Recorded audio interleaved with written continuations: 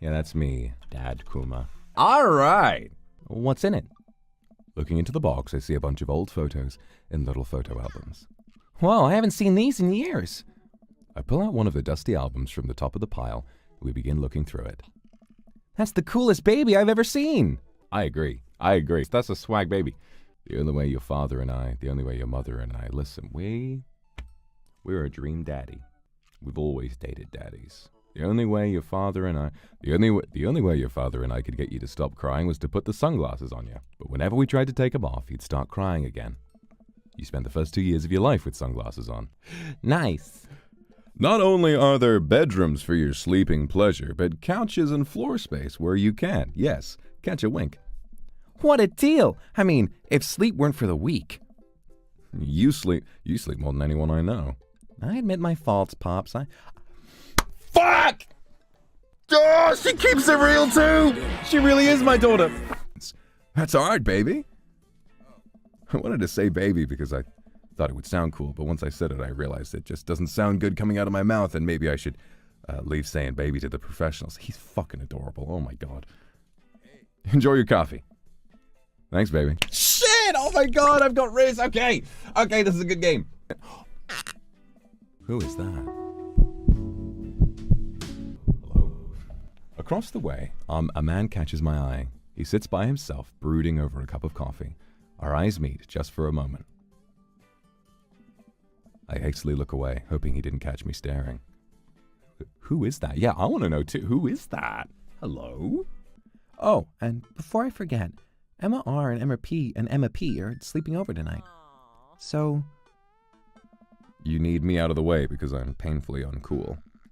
I would choose more delicate phrasing, but yes. Well, I'll have you know that I conveniently already have plans for tonight, so I'll let you have the new place to yourself. Yeah? What are your plans? Quick, think of plans. Go out and watch the game? Nice. Which game? You know, the game. What's on tonight? Okay, cool. While you do that, I'm gonna do drugs. I didn't get a chance to read the rest of that. Jim and Kim's, huh? All right, it'll do. Oh, I love bars like this. This is a super local bar, you know, where there's so much stuff on the walls, like the post-it notes, and they've got like the weird assortment of decorations on the walls. This is a place that has fucking history. What'll it be? One beer, please. Sure thing, boss. The bartender slides me an ice-cold beer. I take a sip and enjoy the refreshing taste. Say, are you Jim or Kim? I'm Neil. Oh. I awkwardly turn my attention to the game, which is playing on one of the TVs on the wall. As luck would have it, my team of preference is not only playing, but is currently in the lead, which is always a good thing. Go team. Oh, yes, finally. Let me move chat out of the way. Hello? It's the brooding man from Coffee Spoon. He sits alone, sipping whiskey and watching the game as well. Enjoying the game? I am now that we're winning. Oh, we must be rooting for different teams. In my opinion, my team is far superior. I have to disagree with that. Based upon our win-loss record, I'd say that my team is superior. That's where you're wrong. Since as it stands now, my team is beating yours. The conversation ends there, and we both go back to silently rooting for our respective teams. The game is close, with both sides playing their hardest to win, but in the end, my team prevails. Quiet cheers ripple throughout the bar. Name's Robert. Fuck. Why were everyone online was saying I'm placing my bets on Robert, and I was like, who's Robert? Why the fuck were you right? I mean, it's because okay. Is there actually a Jim and Kim that runs this place? No, that'd be Neil. Neil waves from across the bar. Hello. You a whiskey fella or a beer fella? Beer, but I'll drink most things. You like shots? I mean, I like a shot of vodka. Thank God. We need to listen. Look at that smile. Oh my God. We take the shots. The whiskey burns going down, but I try my hardest to look tough. Wait, I think this is what making friends is. Okay, Vox, this guy's out on my friend leak, but I think if I play my cards right, we'll be pals in no time. Never seen Robert this talkative. He must like you. Huh, I guess so. I gotta admit, Robert has a gruff charm to him. If a guy like that thinks I'm cool, then I really must be. Robert comes back from the bathroom and grabs his leather jacket. I'm gonna go home. You heading my way? Hell yeah, we're gonna walk and talk. We get to Robert's house, which is just a few houses away from mine. We stop and he turns to me. I don't kiss and tell, Vox. So we doing this or what? What? You know. You want to come inside or what? A wave of realization rushes over me. I blush. Looks like I was right on the money, huh? Yeah, shut up. Okay. Lay it on smooth. Well, I don't see why not. Sounded smoother in my head. Let's do it. Male living space, everybody. That was fun. Yeah, it was. You should go. That's certainly not what I was expecting. Well, talk to you later. Robert cracks a smile. Sure. Your clothes are over there. You've got dads. This game's so fucking funny. You know who we're talking to. Robert's small, little guy, little man. Robert was pretty nice. A little odd, but nice. Ruggedly handsome. We should hang out. I type out a message to him on that book. Hey Robert, good seeing you again at the cookout. Want to grab a drink? I sit there for a couple seconds, hoping he'll message me back. Hey, it says that he read my message. Yeah, anxiously wait for a response. Watch cat videos on the internet. This is how I distract myself if I'm anxiously waiting for a reply. I didn't realize how long I've been doing this, but by the time I watch maybe my 30th cat video, Robert pops back in my head. I jump back over to Dad Book to see if he's responded yet. Nothing. Well, guess the guy's busy. Might as well make the best of my day. Seriously though, are you okay? You look like you've been crying. Oh, dude, I'm cool. I just saw like this really cute dog on the way home and let me pet its belly. I couldn't contain my emotions. You have to... No, wrong answer. Bad parenting. This is one of the main things that breaks my heart about, like... I mean, you know, I'm not a parent, obviously. Genuine trust with your child is the most important thing that you can foster, right? If she tells me nothing's wrong, you should believe them. You know, not believe them, but act like you do so they feel like you're not, you know, prodding to try and figure out everything about them. The instant you do that, your kid is going to be so, like, nervous about actually telling you the truth. Tell me more about this dog. Gladly. She was a little French bulldog named Jacqueline, and her tongue was permanently stuck on the roof of her mouth. She had a little sweater on. Wow. I probably also would have cried if I got to pet her. She was so excited for tummy rubs. Oh no, I'm tearing up just thinking about it. I checked my computer one last time. Still nothing from Robert. But he read my message, see? Ignoring me? Eventually I climb into bed to get some rest, but I just can't stop wondering why Robert won't message me back. Date complete? Date complete? What? What? When did the date happen?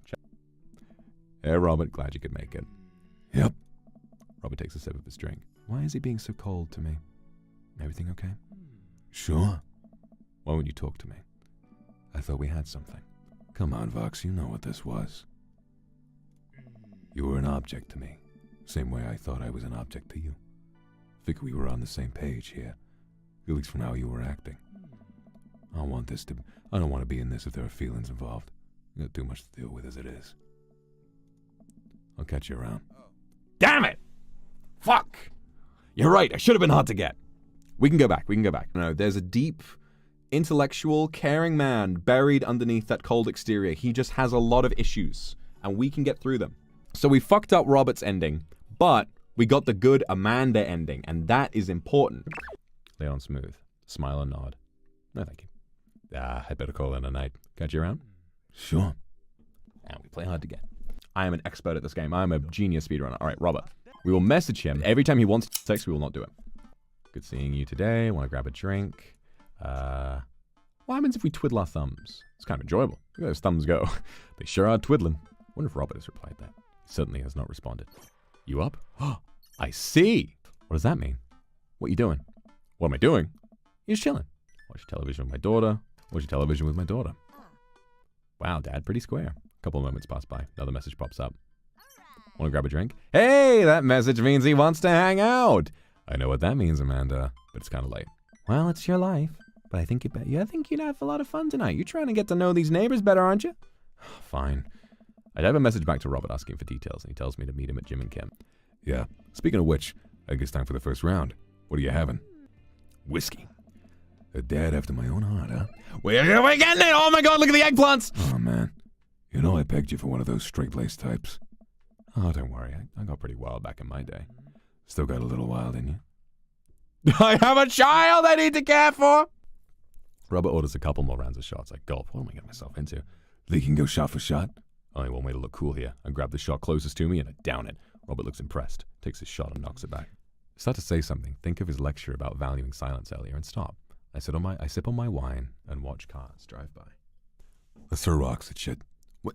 Robert suddenly hurls a rock at a stop sign. The ding echoes throughout the empty parking lot. Ah, that felt good. He presses a stone into my free hand. Now you try. I don't know. With feeling. I look at the rock in my hand and look at the stop sign. Back at the rock, back at the stop sign. I know what has to be done. I have unresolved resentment toward my father, and I'm going to express it through property damage!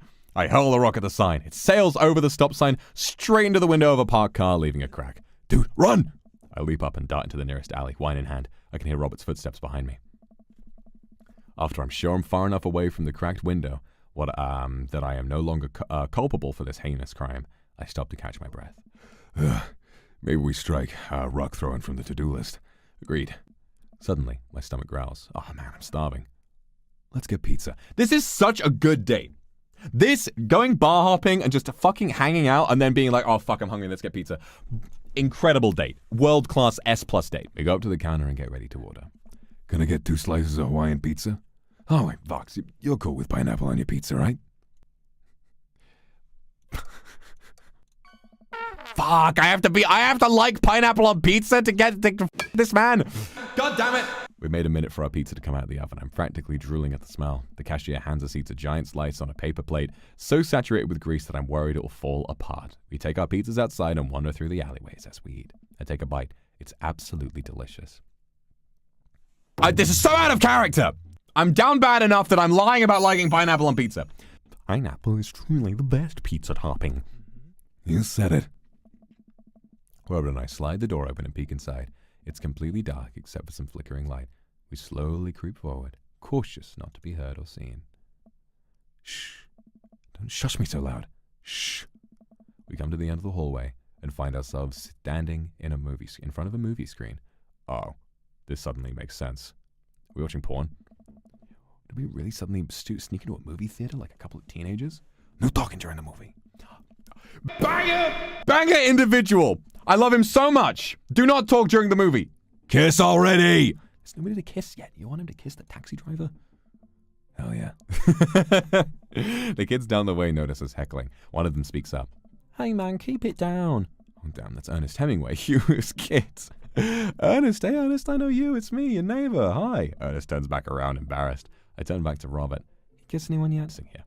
Boo, love is dead. Shut up, it's beautiful. No, you shut up. Ernest grumbles. The credits start to roll. I stand up. Robert immediately puts me back down. Hundreds of people work very hard to make this film happen, and you're gonna sit there and appreciate them. Okay. Look at that. Elizabeth Shelton. She worked really hard, but she did lots of good wardrobe design. Thank you, Elizabeth Shelton, for this beautiful film-going experience. How did I waltz into bed with a man who appreciates cinema in such a genuine way?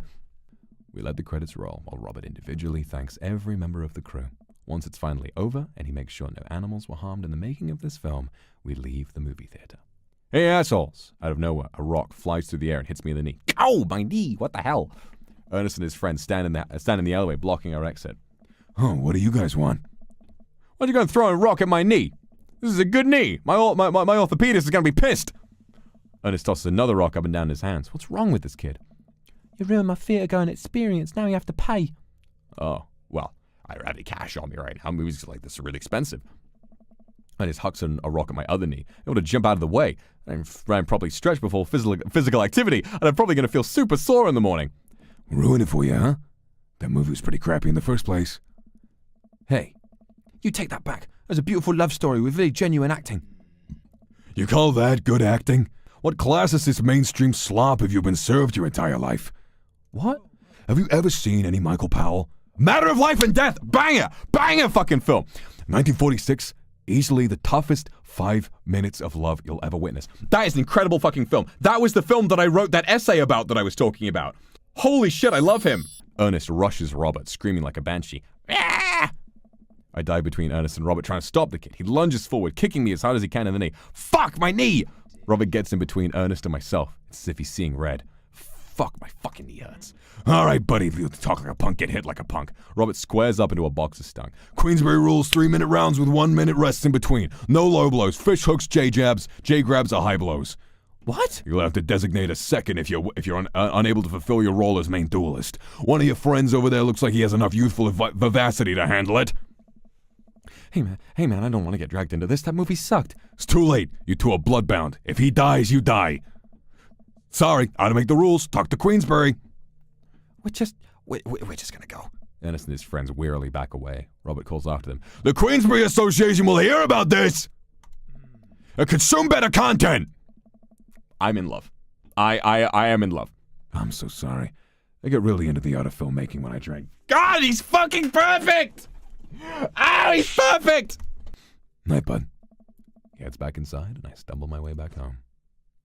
Let's fucking go! S rank! Yeah, baby! Come on! I like you, Vox. I like you a lot. I haven't felt this way about someone in a long time. I lean in and kiss him for a moment before he looks away. He takes my hand in his.